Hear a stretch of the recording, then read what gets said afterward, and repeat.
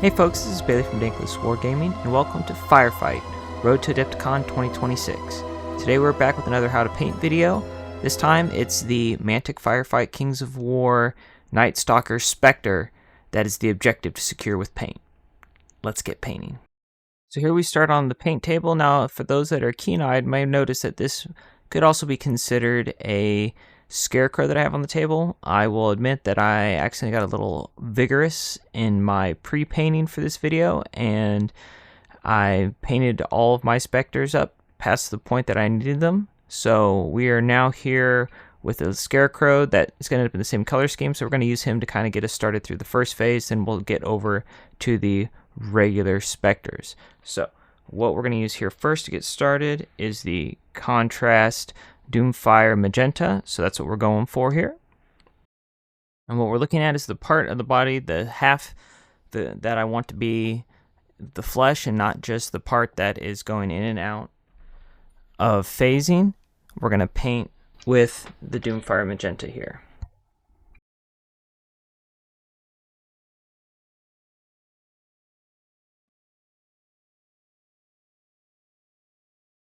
I like to put on a little bit thick so that way you have a lot of dark, so when you dry brush over the top of it, you have some depth of color.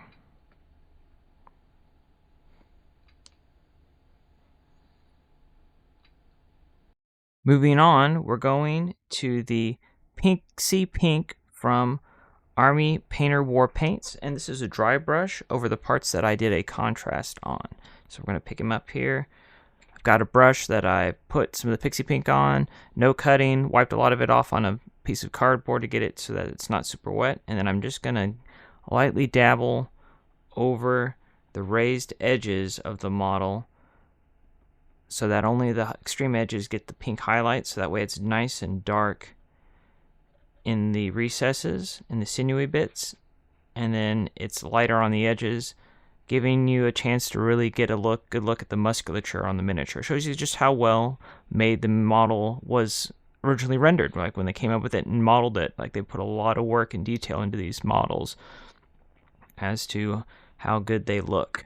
Alright, and this is going to be kind of messy, so you're going to use some wraith bone afterwards to do a bunch of touch up to make this guy look a lot cleaner and get to the latter stages of painting.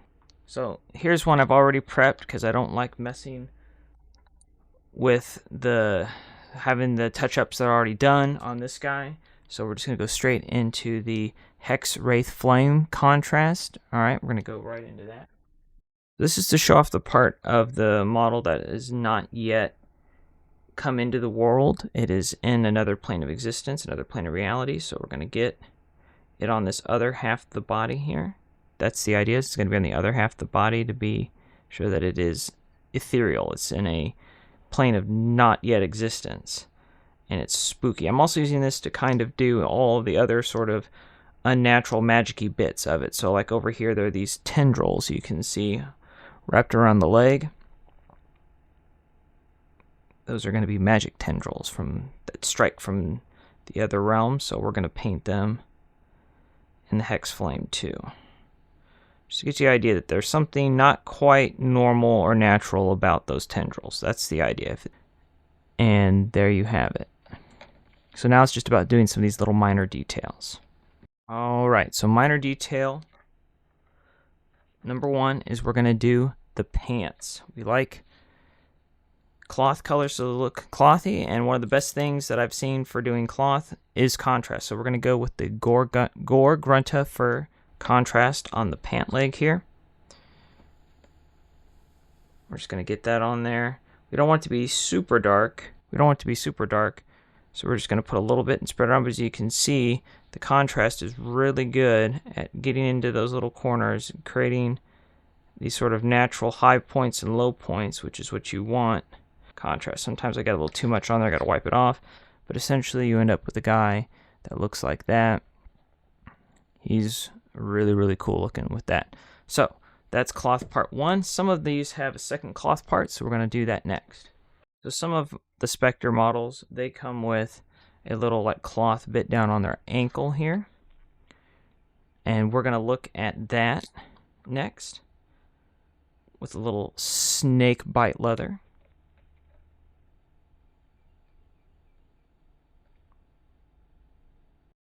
And there you go. There's snake bite leather on there. Next is one of my favorite parts of these models are the tongues. They have incredible tongues. They're wild, they're crazy, they're wacky. We're going to work on the tongue on this one. So we're going to use corn red base from Citadel Color. And in between all these steps where I'm using all these different paints and contrasts, there is a Wraithbone cleanup step in between all of these. So if you see me just kind of busting these out, I did a lot of prep work to try and keep this flowing as fast as possible during recording. So there is a couple steps of cleanup work that I'm doing that have been done behind the scenes in preparation for this. Sort of the baseline. So there's that guy with his tongue painted, and he's ready to go get him. So after the tongue, we have teeth to work on. So again, going back to contrast, I've got Skeletal Horde here. Skeletal Horde from Games Workshop Citadel. And I'm just going to come in here on the side where I have teeth that are not ethereal and slap some of this in there. And then I'm going to let that dry. And then what I come back with is the Pro-Acrylic Bold Titanium White, and I'm just going to pick out the teeth. I get just a little bit of paint on my paintbrush, not very much at all. And I'm just going to come in and pick out the individual teeth so that they stand out from the Skeletal Horde.